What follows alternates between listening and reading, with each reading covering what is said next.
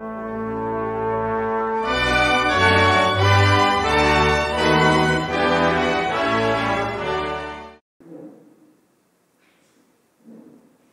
abrir as nossas Bíblias, o livro de 2 Reis. Segundo livro dos Reis, capítulo 5. Deixa aí o texto aberto. Nós vamos olhando o texto à medida que a mensagem for sendo exposta. Vamos orar. Ó Deus, dá-nos a Tua palavra e ensina-nos as verdades que tens a cada um de nós. É o que te pedimos em nome de Jesus. Amém. O que você vai ser quando crescer? Quem que nunca respondeu essa pergunta, não é? Em algum momento da vida você já respondeu essa pergunta. E provavelmente em vários outros momentos você já fez essa pergunta. A uma criança, a um adolescente. E por trás dessa pergunta, o que você vai ser quando crescer, está a ideia de que a nossa identidade ela está ligada àquilo que nós fazemos. Porque por trás da pergunta está a ideia assim de que o que você vai ser quando crescer. Então pode trazer a ideia de que a pessoa ainda não é. Mas ela já é alguém, ela já tem uma identidade. Então, pode ser que esta pergunta traga junto dela a ideia de que para ser é preciso ter. Há um livro chamado Bubos no Paraíso, escrito por um homem chamado David Brooks. E nesse livro ele chama a atenção do leitor para um fenômeno chamado de profissionalização da infância. Ele vai dizer que desde os primeiros anos existe um acordo, uma aliança, não oficial, mas muito forte entre os pais e a escola. E esse acordo ele acaba criando uma competitiva panela de pressão para produzir alunos perfeitos em tudo. E de forma que muito cedo as crianças já começam a competir.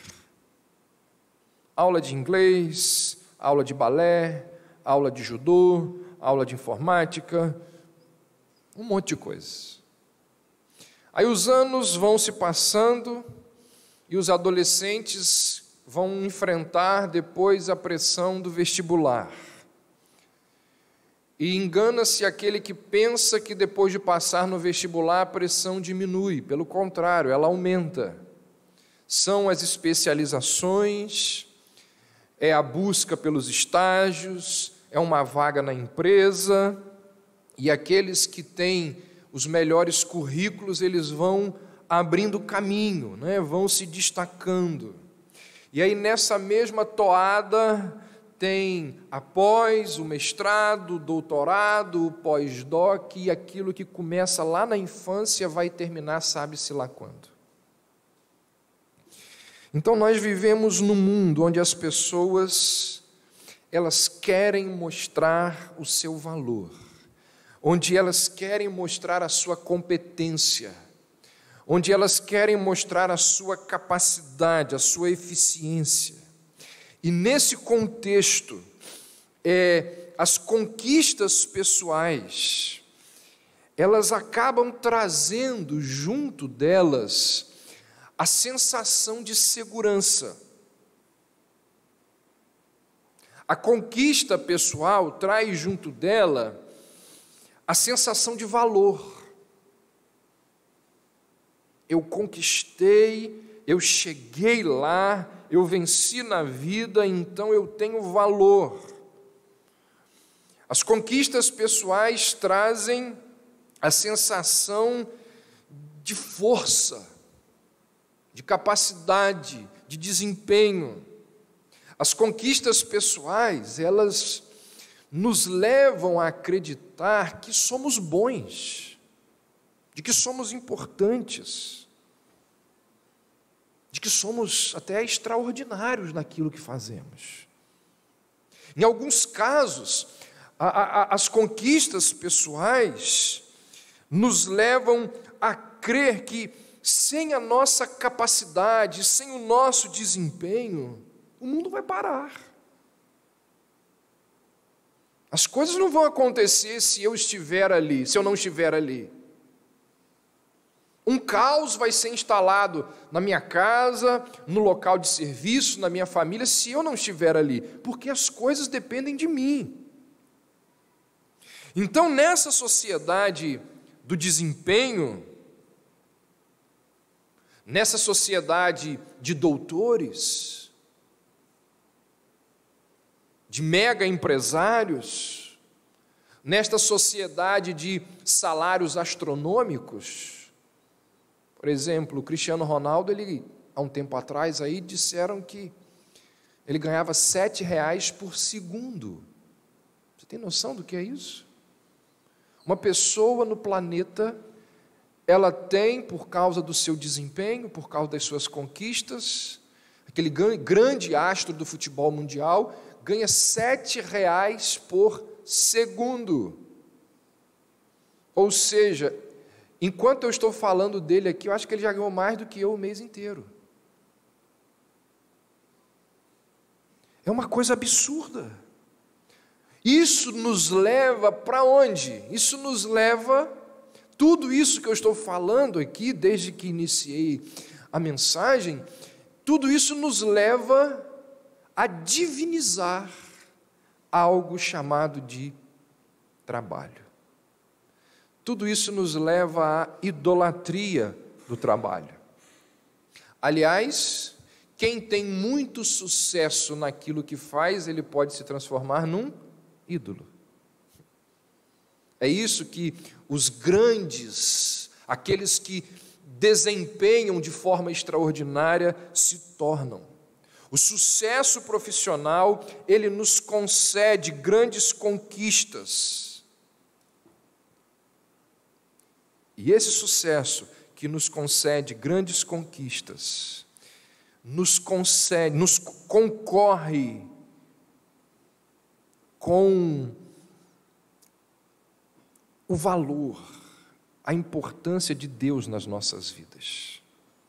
Então, gente, o que eu quero dizer nessa introdução é que o trabalho, ele tem essa capacidade de aprisionar o coração e a devoção de um número muito grande de pessoas. Muitos se entregam e se dedicam ao trabalho de maneira idólatra, dia após dia, semana após semana, e muitos nem percebem que a forma como lidam com o trabalho é uma idolatria.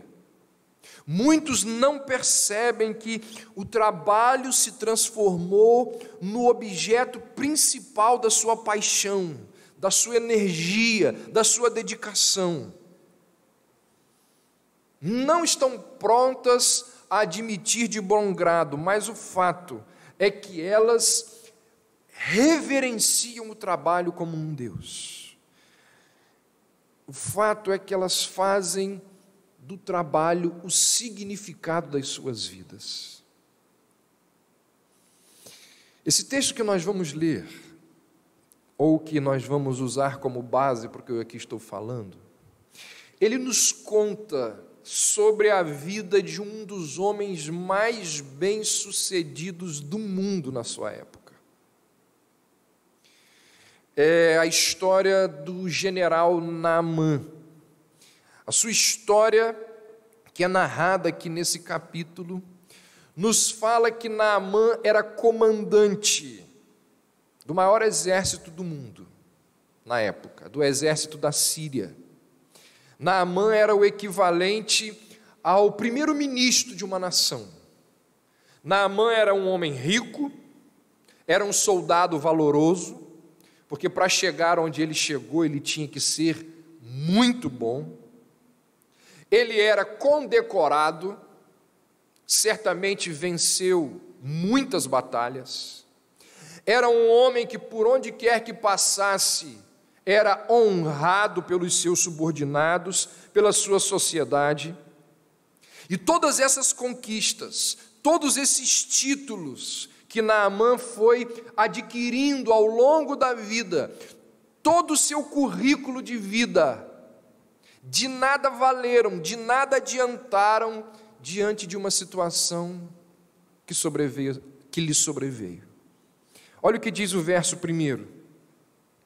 Naamã introduz o texto falando sobre esse homem. Naamã, e agora fala do seu currículo de vida, comandante do exército do rei, do maior império do mundo, da Síria.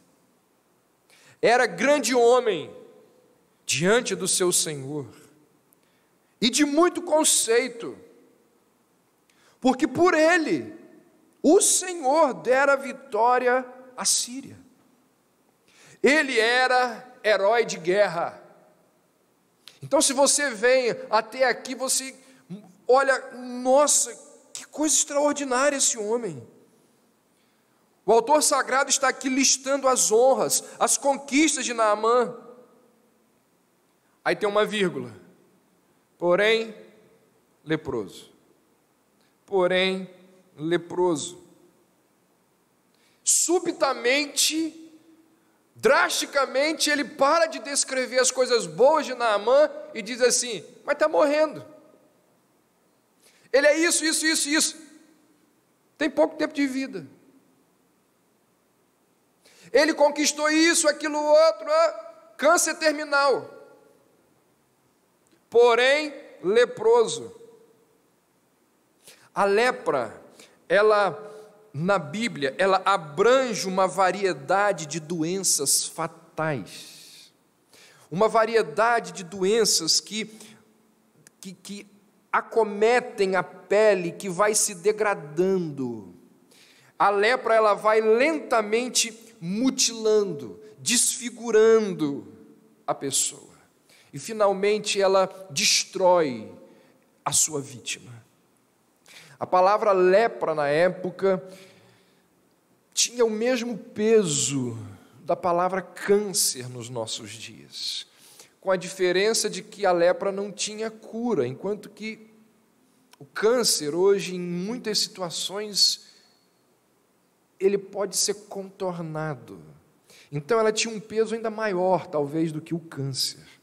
O corpo de Naamã estava passando por uma explosão em câmera lenta, digamos assim. O seu corpo incharia, a pele e os ossos se partiriam, começariam a cair os pedaços, e tudo isso aconteceria até que a morte bem lentamente chegasse sobre ele.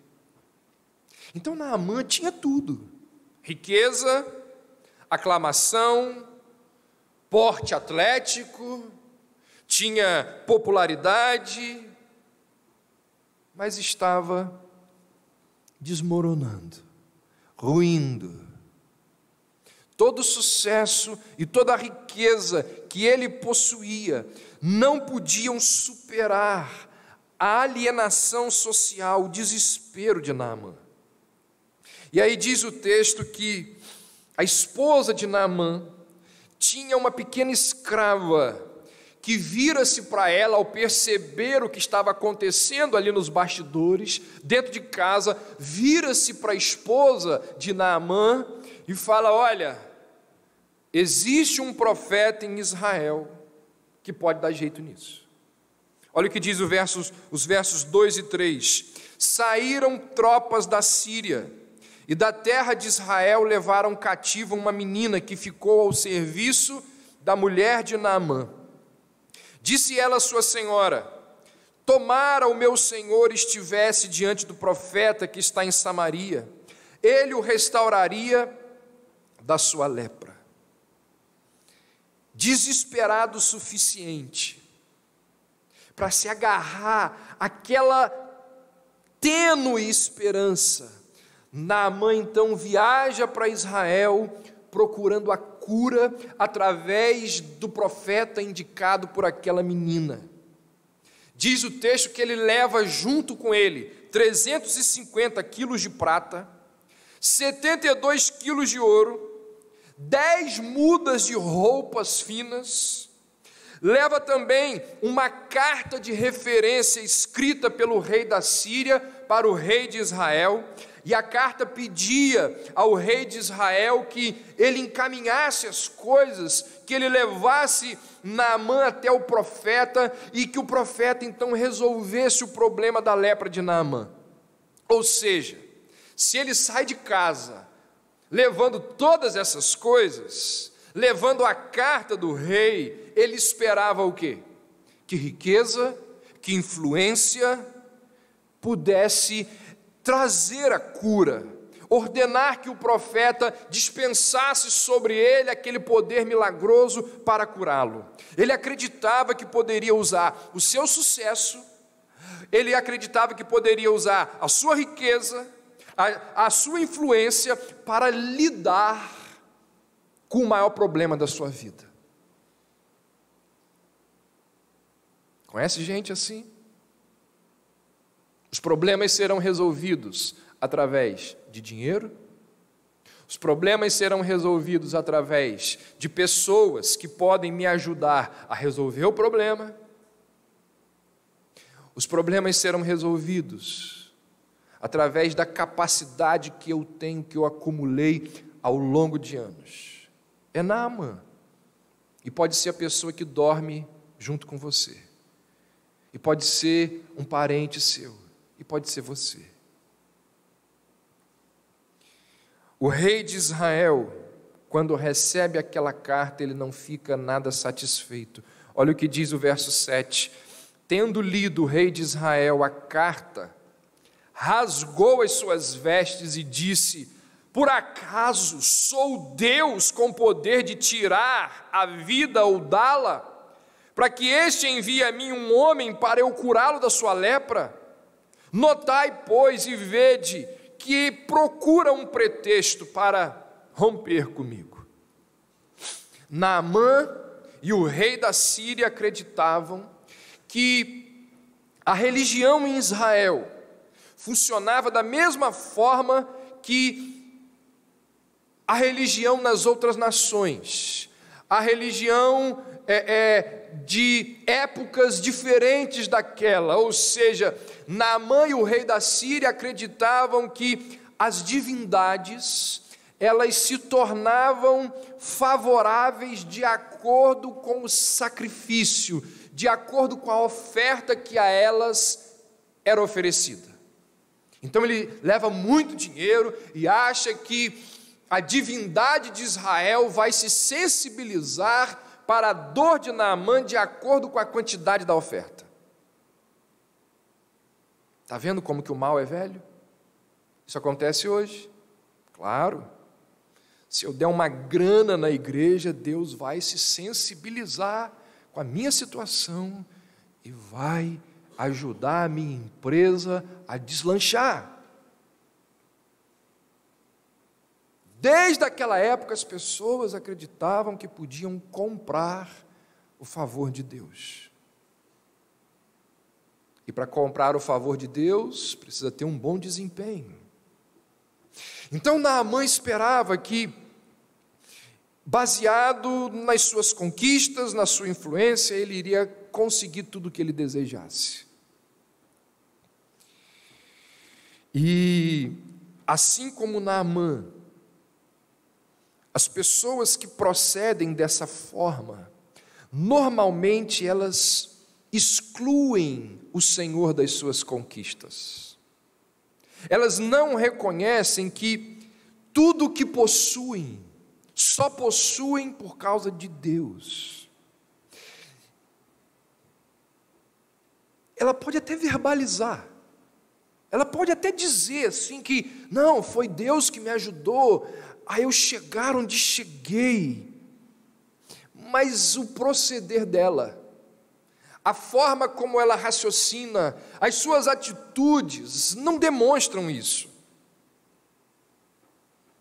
Esse entendimento, ou seja, crer que tudo que se possui é unicamente resultado dos próprios méritos, esse entendimento faz com que o trabalho se torne a principal fonte de satisfação da pessoa. Se você quer saber se você faz do seu trabalho um ídolo, aqui está uma grande dica. A crença de que tudo que você possui, tudo que você conquistou é resultado dos seus esforços, da sua capacidade. E nesses casos, a identidade das pessoas é definida por aquilo que elas fazem. Nesse caso, a maior parte do seu tempo, da sua atenção, da sua paixão, é destinada ao trabalho. Nesses casos, a satisfação dessas pessoas está ligada simplesmente àquilo que ela faz.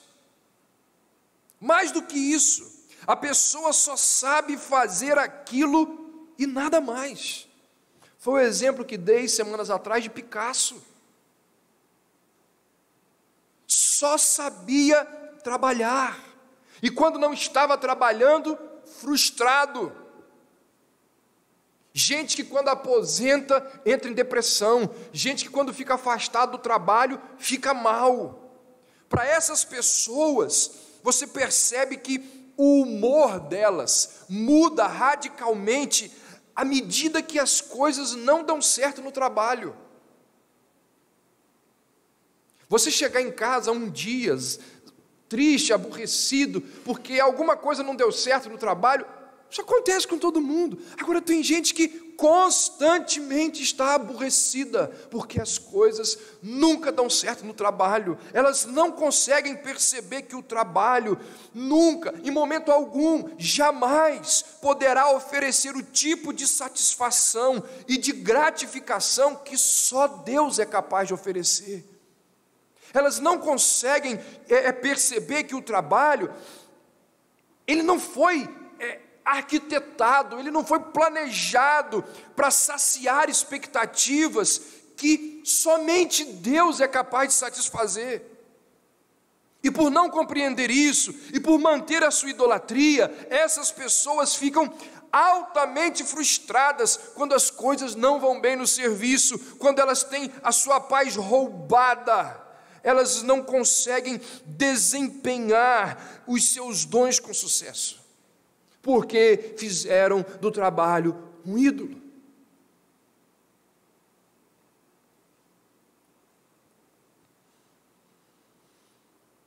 Naamã nos lembra que muitas,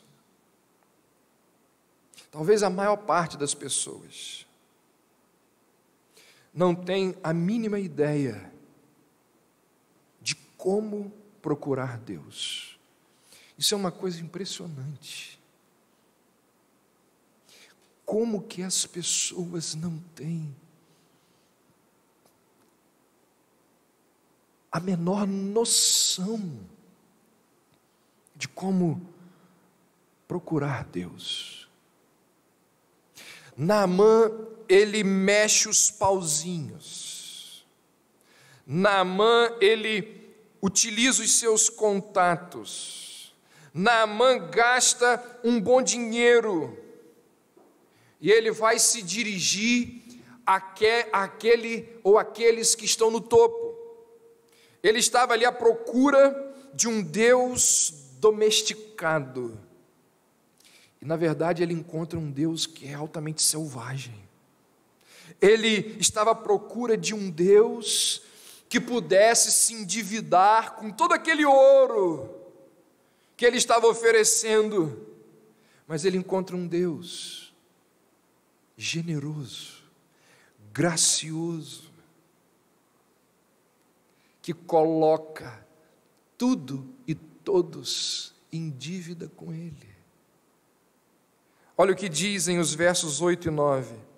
Ouvindo, porém, Eliseu, homem de Deus, que o rei de Israel rasgara as suas vestes, mandou dizer ao rei: por quê?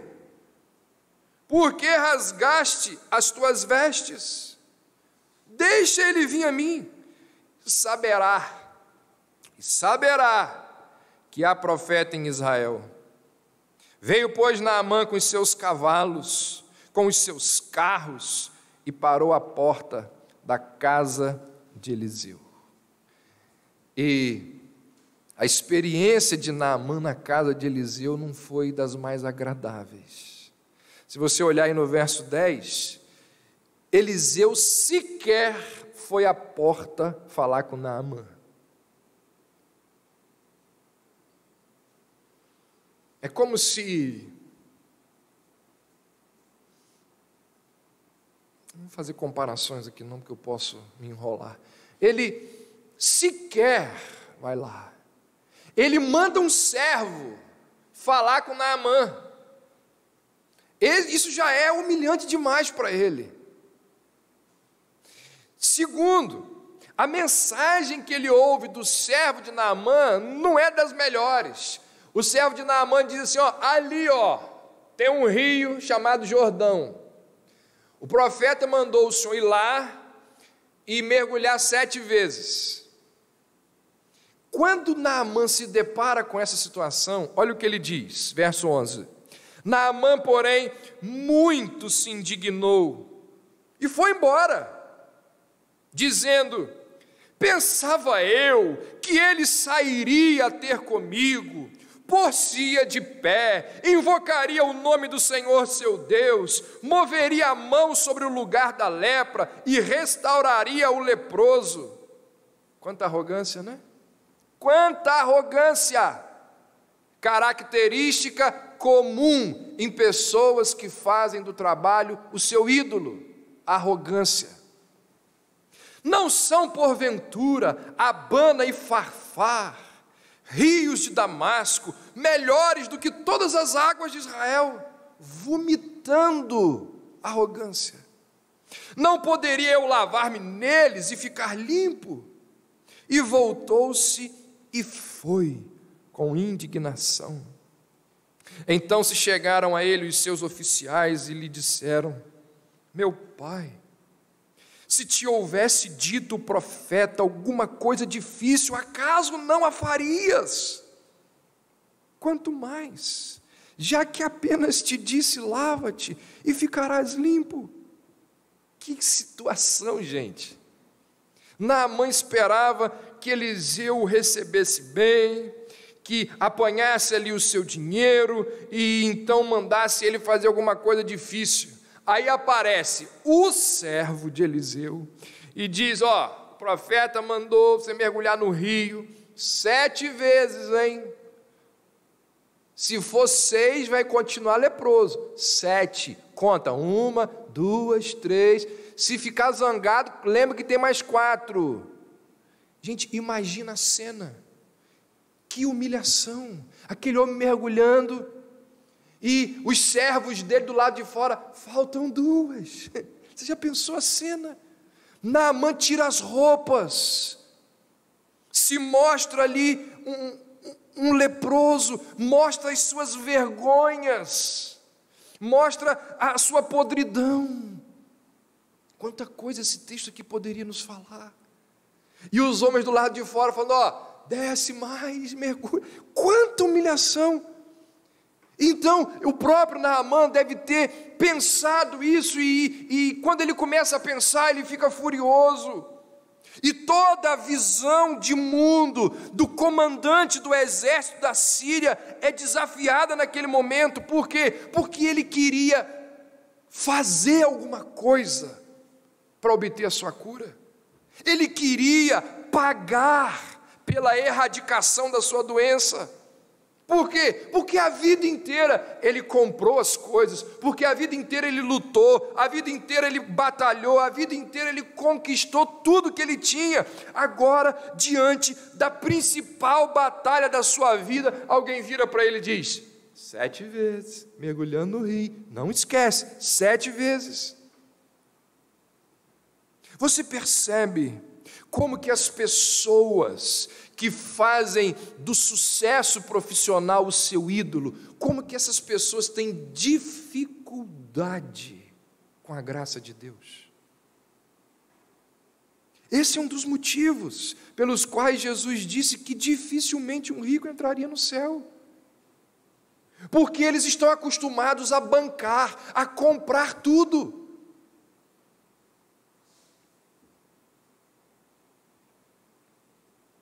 As pessoas querem fazer por merecer. Por quê? Porque, como disse o David Brooks, no que mencionei no início da mensagem, desde os 3 anos de idade, a pessoa foi o quê? Condicionada a conquistar a melhor nota no inglês, a melhor nota na sala, a melhor faixa no taekwondo, e vai crescendo, e vai brigando um com o outro, conquistando. Quando chega lá na frente, lá com 35 anos de vida, 40 anos de vida, alguém disse assim, ó, é de graça,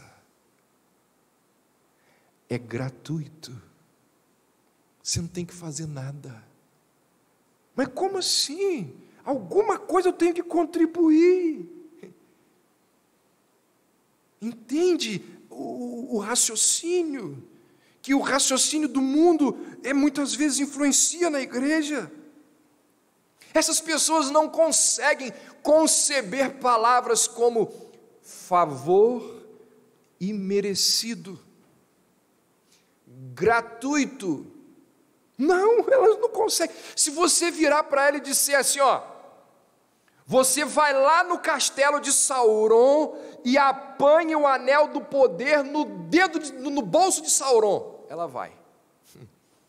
Para quem não conhece a história, né? Mas quem conhece entendeu. Vou facilitar para alguns. Você vai lá e encontre o cálice sagrado que Indiana Jones não achou. Ela vai dar um jeito de achar. Vai dar um jeito. Consiga aquela informação que nem James Bond foi capaz de conseguir. Ela vai dar um jeito. Se você pedir coisas a elas assim, ela vai correr atrás. Agora você vira para ela e diz assim: desce 7 vezes no rio. Pelo amor de Deus, né? Por favor. Gente, preste atenção. Por que é que pedir para se banhar num rio era uma ofensa para Naamã? Porque isso qualquer idiota podia fazer. Qualquer imbecil podia ir lá no rio e se banhar 7 vezes. Qualquer criança pode cumprir uma solicitação dessas. Fazer isso não exigia nenhuma habilidade, nenhuma capacidade, nenhum desempenho. Qualquer idiota faz isso. Você percebe como que Naamã, ele estava escravizado pelo ídolo do sucesso. Ele não sabia conviver com o Deus que é soberano e que dispensa os seus favores, as suas bênçãos, a sua graça livremente. Ele achou que ele podia controlar, ele achou que ele podia comprar, ele achou que ele podia merecer a bênção do Deus que não vende nada a ninguém. Não foi nem o profeta, foi o servo do profeta que disse: Naamã, 7 vezes no Rio Jordão, desce, depois você vai ficar limpo e vai embora para casa. Por que é uma ordem complicada demais de ser cumprida? Aquela ordem era complicada demais de ser cumprida, exatamente pelo fato de que ela era simples demais. Para lavar-se naqueles rios, Naamã precisava sacrificar o seu ídolo. Ele precisava admitir a sua impotência, a sua fraqueza. Ele precisaria reconhecer que sua cura era um presente, não era uma conquista. É engraçado que, à medida que os anos vão passando, Deus vai nos dando um pouco mais de discernimento, através do estudo das Escrituras, através das experiências. E quando eu converso com muitos de vocês, ao término da conversa, eu vou para casa e fico pensando, meu Deus, a mim me parece muito evidente que o Senhor está lidando com o ídolo das minhas ovelhas. E eu vejo assim, está esperneando, porque não quer baixar no rio 7 vezes. Está na terceira, está baixando pela 4ª vez, terceira vez, e está ali zangado.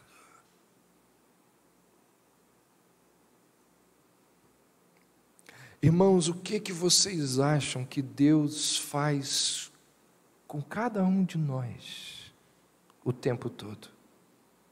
Ele está lidando, destruindo os nossos ídolos. E isso dói. E isso é humilhante. E isso nos faz sofrer. Ele precisava destruir esse ídolo da sua vida. Se você quer a graça de Deus, tudo o que você precisa é precisar. Mas esse tipo de humildade normalmente não acompanha aqueles cujo ídolo é o trabalho. Desempenharam a vida inteira e quando se deparam com a graça de Deus, eles ficam sem saber o que fazer. A idolatria do trabalho se percebe quando nós queremos, de acordo com o texto e com outros textos, a idolatria do trabalho ela se percebe quando nós queremos causar uma boa impressão. Quando nós queremos que as pessoas nos observem, quando nós queremos que as pessoas nos cubram de elogios pelas nossas capacidades, pelas nossas habilidades. A idolatria do trabalho, ela pode ser percebida quando nós queremos que as pessoas nos valorizem e nos glorifiquem por aquilo que fazemos. E assim o nosso ego, ele vai inflando, a nossa vaidade vai sendo alimentada, a nossa empáfia vai crescendo e Deus vai sumindo. A idolatria do trabalho se percebe quando nós usamos o trabalho como instrumento de exaltação do nosso ego. Vou repetir. A idolatria do trabalho se percebe quando nós usamos o trabalho como instrumento de exaltação do nosso ego. Uma vez, alguém chegou perto do pastor, no final do culto, ali na porta, e esse é um dos motivos pelos quais chegou perto do pastor e virou para ele e disse assim: pastor, mas que mensagem extraordinária, o senhor é um grande instrumento de Deus. E o pastor disse: eu sei disso, meu irmão, o diabo já me falou.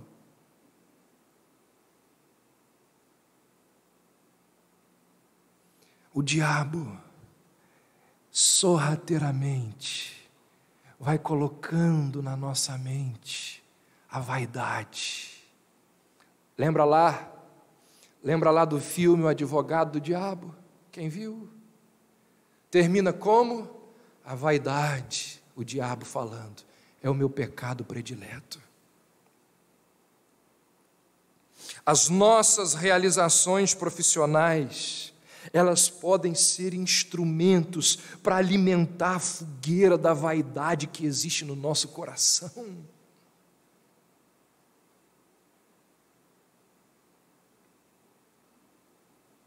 As nossas realizações profissionais podem nos levar a pensar que nós somos mais do que realmente somos. O Romário, que está aí sendo, já deve ter perdido, quando ele jogava bola, eu não sei em qual time que ele estava na época aqui, e tinha ali uma concorrência entre grandes astros do futebol carioca, cada time tinha lá um grande astro. O Romário chegou a dizer assim: o Rio tem um rei, o Rio tem não sei quem, mas o Rio só tem um Deus, que sou eu. Ele verbalizou isso. As nossas realizações profissionais, elas podem nos levar a pensar que somos mais do que realmente somos. Talvez você não vá ser um Romário que teve a audácia de dizer aquilo, mas talvez por causa das coisas que você faz, você se acha no direito de achar que é melhor que o outro que trabalha com você. É o médico que pode olhar para o enfermeiro de forma superior. É o professor que pode olhar para o aluno de forma superior. E a gente poderia aqui listar vários exemplos de profissionais que olham para o outro de forma superior por causa das conquistas, dos títulos, da posição que ele ocupa. Por causa das nossas realizações profissionais, nós podemos ser levados a acreditar que nós somos indispensáveis.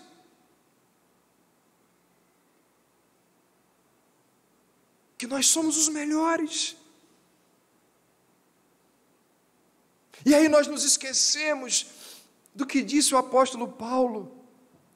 O que é? Fala para mim, filho, o que é que você tem que não tenha recebido? Fala aí. O que você tem? Tudo que você tem, diz Paulo, foi Deus que te deu.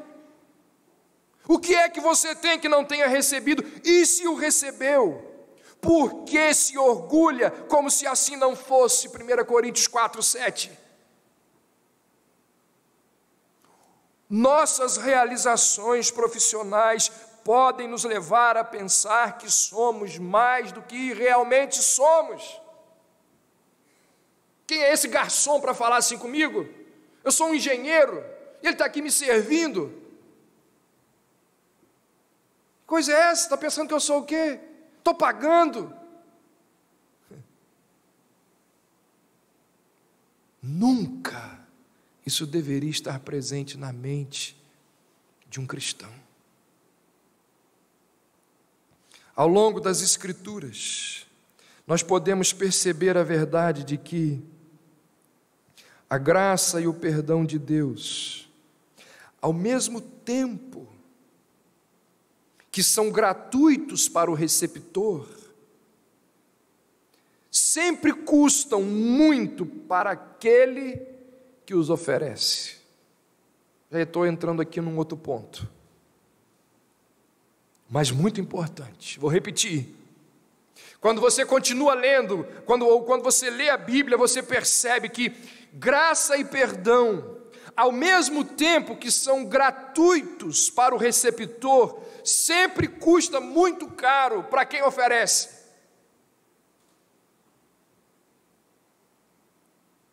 Alguém vai ter que assumir a culpa para que haja graça, para que haja perdão.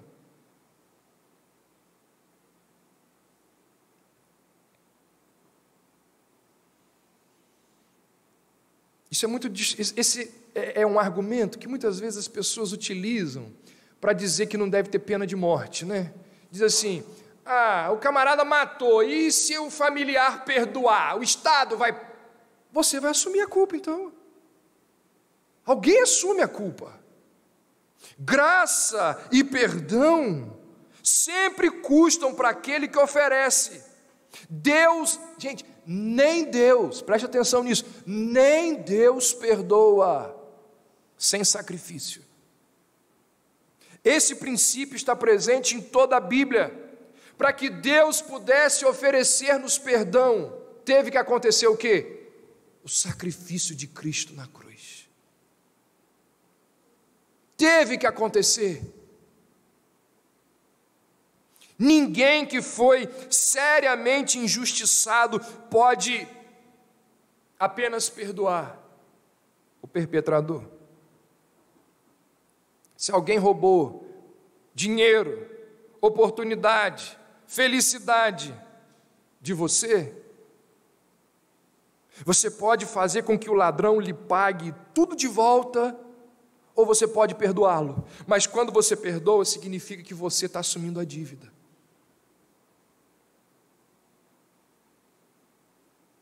Nessa história, alguém teve que suportar o sofrimento para que Naamã recebesse a sua bênção.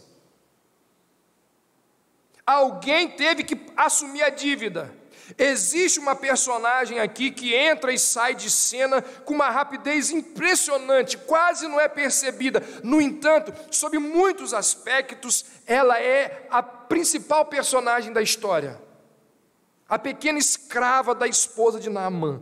Ela tinha sido capturada pelos sírios numa das suas campanhas militares. Isso significava que, na pior das hipóteses, os familiares dela estavam todos mortos, e na melhor das hipóteses, todos eles tinham sido vendidos como escravos e ela nunca mais ia ver nenhum deles. Quando essa menina entra, aparece na história, ela está lá no fundo da pirâmide social. Ela é estrangeira, ela é escrava, ela é mulher, ela é jovem, não tinha mais ali do que 14 anos. A vida dessa menina estava completamente destruída. E quem era o principal responsável pela destruição da vida daquela menina? O patrão dela, o general Naamã. Foi ele que fez tudo de ruim para que ela estivesse naquelas condições. Apesar de tudo isso, como que ela reage ao descobrir que o seu senhor foi acometido por lepra? Qual é a reação dela? Lepra? Que coisa, né? Tomara que morra. Lepra? Bem feito. Deus é justo, Deus sabe o que faz, não é? Me tirou dos meus familiares, tomara que apodreça aos poucos, vou dançar em cima da sua sepultura. Não é assim que muitas pessoas reagem? É o tipo de reação de muita gente que tenta crescer na vida, mas não consegue. É o caso dela. Nunca ia sair da situação na qual estava. E como nunca ia sair da situação na qual Naamã o colocou, ela poderia reagir assim: tomara que morra, tomara que dê tudo errado, ele se dá bem e eu me dá mal, tomara que ele se dê mal. O patrão adoeceu, bem feito. Quem mandou não nos dar aumento no final do ano? Não passei no concurso? Tomara que a prefeitura chame só 30% e o resto fique aí esperando a vida inteira. Não é assim que a gente reage? Não quis namorar comigo? Tomara que arrume alguém bem ruim para aprender o que é bom. Não vou no passeio, tomara que chova. Não são essas as nossas reações? Gente que coloca a expectativa lá no topo, não consegue chegar, acaba rolando ladeira abaixo. Qual é a reação da pessoa? Cinismo, amargura, rancor, desejo de vingança. E aí a gente começa a procurar pessoas ao nosso redor, alguém a quem lançarmos a culpa do nosso fracasso.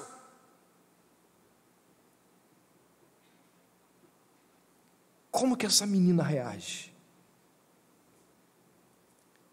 Ah, se o meu Senhor se encontrasse com o profeta.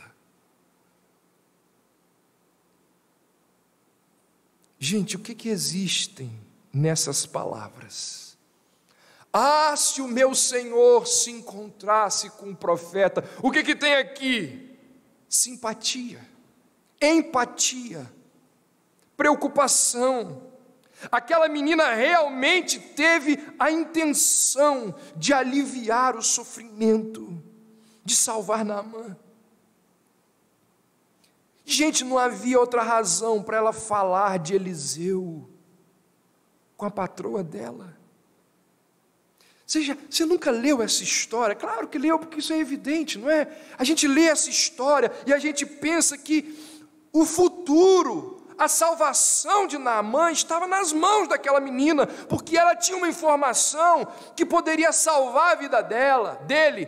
Contudo, ela poderia ocultar a informação e vê-lo sofrer grandemente. Ela poderia ter feito ele pagar pelos seus pecados. Ela poderia tê-lo feito pagar por todo o mal que ele fizera a ela e a sua família. Ele havia maltratado a menina e agora era a grande chance dela maltratá-lo também. Apesar disso, ela não faz nada disso. Ela faz o que a Bíblia nos diz para fazer. Ela não procura vingança, mas ela confia em Deus como juiz de todos. Ela o perdoa e ela se torna veículo de cura e de salvação. Ela confia em Deus e ela suporta ali o sofrimento com paciência. E agora o grande detalhe, contextualizando, porque eu não estou falando isso aqui ao léu. Ela faz tudo isso onde? No seu local de trabalho. Isso é impressionante. Ela não busca vingança, ela demonstra simpatia, ela se preocupa com aquele que a ofendeu, ela suporta o sofrimento com paciência, lançando todas as coisas para Deus no seu local de trabalho. Ela não se alegra com a desgraça do outro. Ela usa a oportunidade que aparece diante dela para abençoar o próximo. Ela traz cura para o próximo, mesmo que o próximo tenha sido aquele que causou a sua dor. No seu ambiente de trabalho, porque não é mordida pela idolatria do trabalho. Diz o texto que Naamã humilhou-se e foi até o Jordão. Olha o que dizem aí os versos 14, 15 e 16. Então desceu e mergulhou no Jordão 7 vezes, consoante a palavra do homem de Deus, e a sua carne se tornou como a carne de uma criança e ficou limpo. Voltou ao homem de Deus, ele e toda a sua comitiva, veio, pôs-se diante dele e disse: eis agora reconheço que em toda a terra não há Deus senão em Israel. Agora, pois, te peço, aceites um presente do teu servo. Porém ele disse: tão certo como vive o Senhor, em cuja presença estou, não aceitarei. Instou com ele para que o aceitasse, mas ele recusou. Irmãos, é impressionante como que a história bíblica, ela destrói o ídolo do sucesso.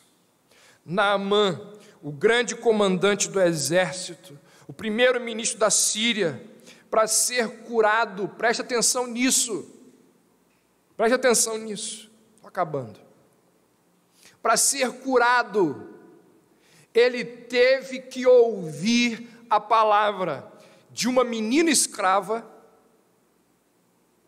Depois ele teve que ouvir a palavra do servo de Eliseu. E depois ele teve que ouvir a palavra dos escravos dele, que disseram para ele assim: se o profeta te pedisse uma grande coisa, o senhor faria, mas ele te pediu nada. E aí ele então é convencido. Olha isso, o primeiro-ministro, um dos homens mais importantes do mundo, para ele receber a cura, ele teve que ser orientado por uma escrava, por um servo e depois por outros servos. Naquele tempo, essas pessoas tinham a mesma importância de animais de estimação. E foi através dessas pessoas que Deus enviou a mensagem de redenção e de salvação para Naamã. Ou seja, a resposta para Naamã não veio do palácio. A resposta para Naamã veio do bairro dos escravos. A salvação não veio de Alexandria, não veio de Roma, não veio da China, veio de uma colônia lá estagnada. Assim como a esperança da humanidade não veio ao mundo de um palácio, mas veio de uma estrebaria, de uma manjedoura, de uma criança estendida ali sobre a palha. Ao longo do ministério de Jesus, os discípulos insistem com Jesus num tema em particular. Os discípulos o tempo todo estão batendo numa tecla. Quem lê o Evangelho percebe isso. Os discípulos o tempo todo estão perguntando para Jesus: quando que o Senhor vai tomar o poder? Quando que o Senhor vai tomar o poder? Quando o Senhor vai deixar de conviver e de se confraternizar com pessoas simples e vai assumir o seu trono? Quando que o Senhor vai concorrer a um cargo político? Quando que vai ser o primeiro programa do Senhor na televisão? Atos 1:6, Senhor, será este o tempo em que irás restaurar o reino de Israel? Os discípulos, eles estão preocupados com a glória, e Jesus está o tempo todo mostrando a eles, através do seu estilo de vida, a humildade.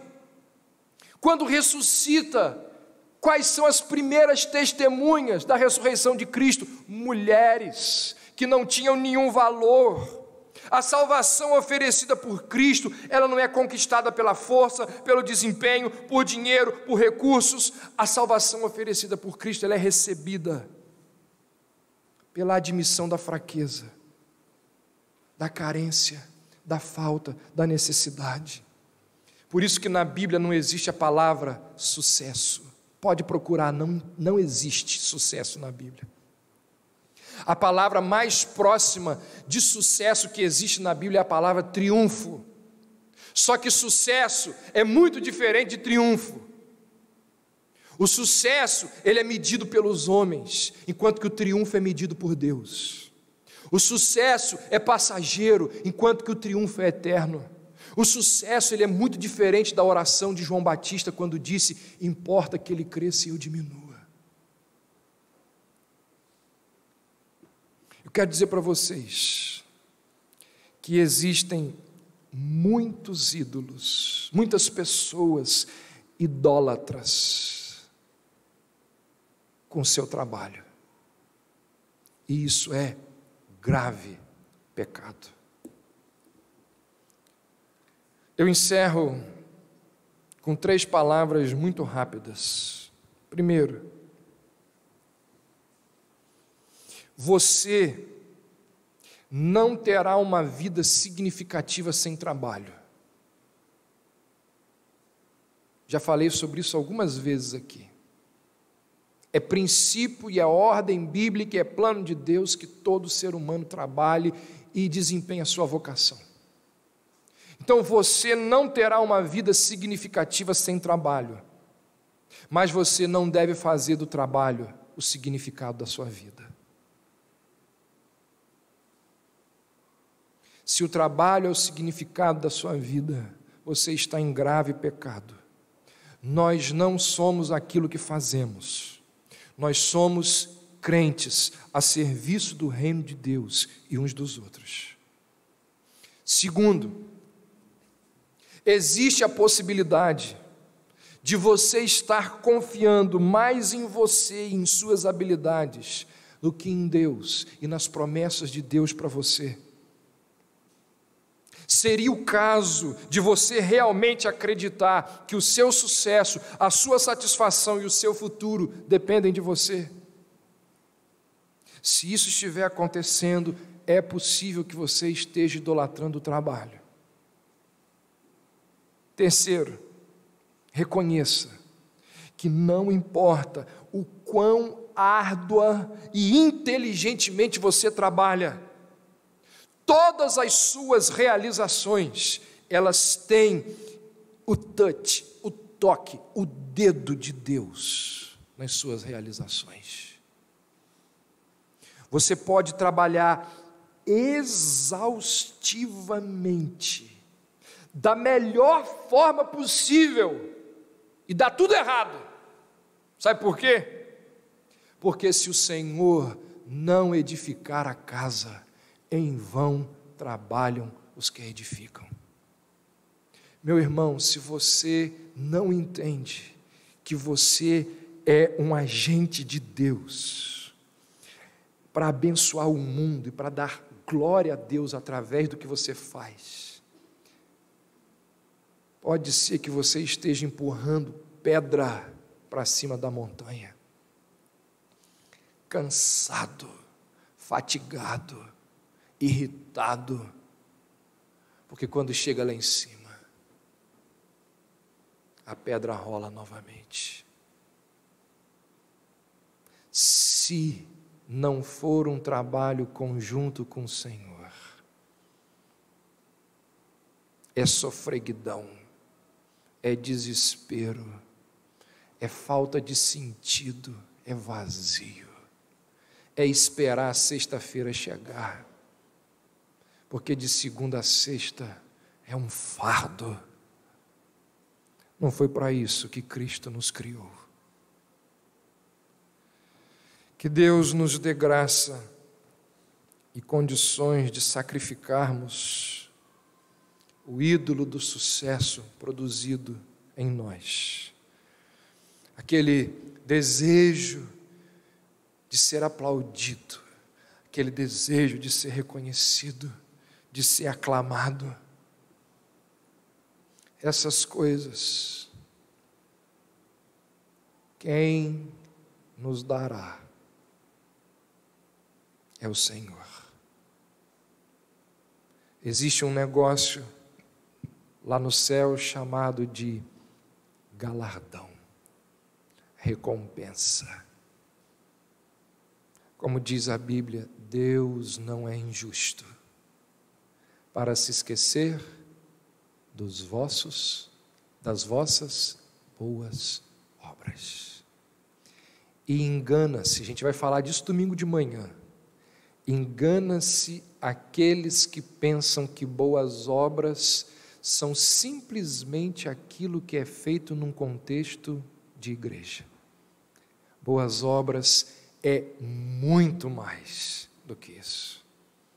Lutero vai dizer, e vai resgatar, e vai nos ensinar, que boas obras, antes de qualquer coisa, é aquilo que você faz de segunda a sexta-feira, no horário comercial.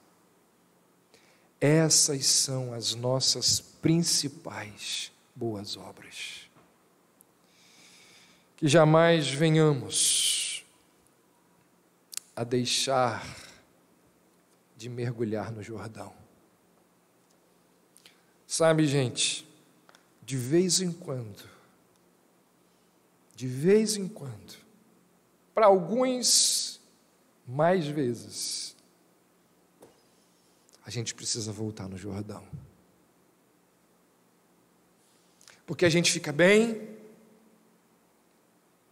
a gente melhora, as circunstâncias amenizam, mas a lepra volta, porque a gente vive num mundo caído, a gente se corrompe novamente, e a gente precisa voltar lá, e mergulhar, e dizer para Deus: olha, eu reconheço que o meu sustento vem do Senhor.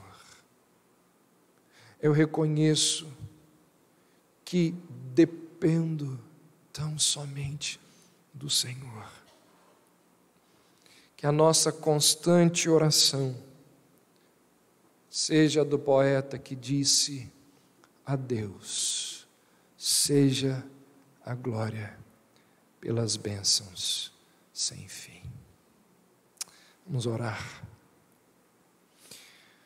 Ó Deus, reconhecemos que tudo que temos e tudo que somos vem das tuas boas mãos. E perdoa-nos quando, ao crescermos, ao desenvolvermos, começamos a achar e a pensar que tudo aquilo que conquistamos foi por causa do nosso desempenho. E esquecemos que tudo que temos recebido vem tão somente do Senhor.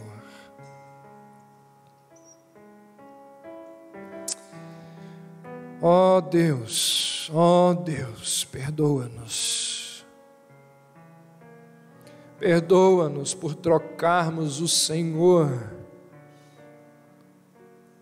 pelo nosso trabalho e por tantos outros ídolos que habitam, que inundam os nossos corações e que nos roubam a satisfação, o prazer, a alegria de conviver com o Senhor.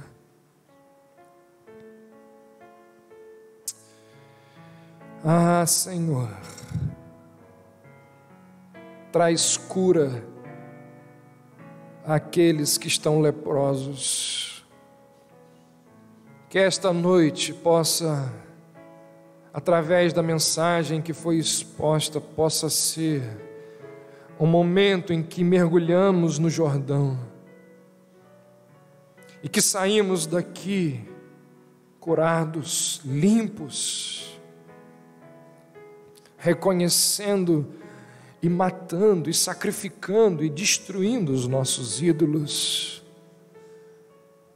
Que assim seja na minha vida, na vida dos meus irmãos e das minhas irmãs, na vida da nossa igreja. Nós assim oramos, em nome de Jesus, para a glória de Jesus. Amém.